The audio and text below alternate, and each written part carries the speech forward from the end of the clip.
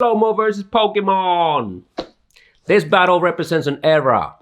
I thought the footage was lost for years, but I went back to the crates and dug harder and deeper, and I found it. Let's break it down today at the Knowledge Drop. Focus. Heyo, Knowledge Drop time by Focus of the Flomo crew, BBOYDojo.com and Cypher Studio.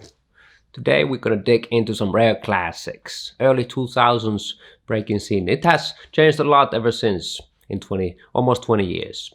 Especially in Europe.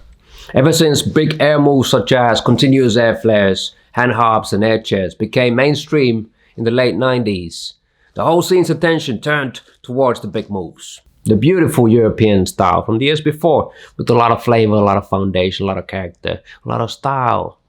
It was recognized worldwide with crews such as Actual Force, Parasitic Breakers, Battle Squad, Throwdown Rockers and such. Those forgotten real quick and everybody just wanted to fly. So Flomo was like a counterforce to this movement. We were on a mission to bring back the finesse into the scene.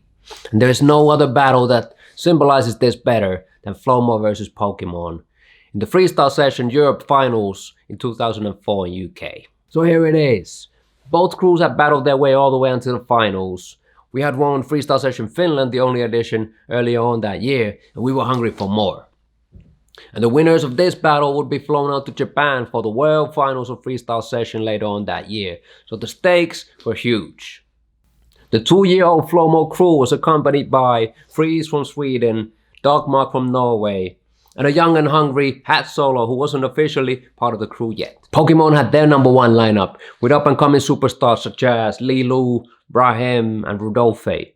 And behind the decks, DJ Lazy, the legendary one, cutting up all straight vinyl. So we knew that this is going to be a classic. And Pokemon started the battle with a routine and Lilu jumping in right away. And on our side, we started with Freeze with a nasty foundational battle round straight at the face. This really shows the contrast of the styles between the two crews that lasted throughout the whole battle. And it also set the tone for the heat. The battle was heated from the beginning to the end. We were out to prove a point, and Pokemon didn't give a shit. Atta was injured from his hand, but he compensated it with more fire, straight fire every single round. And Dogmark just brought well-rounded rounds with mad flavor and character. That style is still nasty 20 years later. Pokemon was all about moves in this battle. Rudolph is a great example. Flares both ways, 90s, cross-legged air flares, all of that stuff. And on the other side of the spectrum you had Taya. Mad style, unmatched, raw nasty big-girl style. And she got dissed mad hard for simply being a girl. It's crazy. Pokemon's battle attitude was kind of questionable otherwise too. On today's standards, they probably would have been disqualified a million times by unnecessary touching and unneeded disrespect. As part of our mission, Antopia from the crew had made up a cardboard sign that said "Footwork is art form." He used to battle that sign everywhere that we would go to, all the battles that we would attend, and he brought it over here in London too. At the end of the solo, Lilu jumped in, stole the sign, and ripped it apart. I guess that speaks about his approach and respect for foundation, which France has a beautiful history about. Old school France, footwork is nasty. And I guess this is the generation gap that comes in. When looking back nearly 20 years later, what has changed maybe the most drastically towards today's scene is value in execution. Damn, we kept our rounds clean, and you can't say the same about Pokemon. In general, not crashing your moves was not appreciated like it is today. On a big stage battle, you cannot crash your moves. Today, no more in the scene. Back then, it seemed like nobody cared. As long as you had a big move or two in the round, the audience went crazy and that was enough. Overall, such a fire battle that ended up being a turning point for Flomo.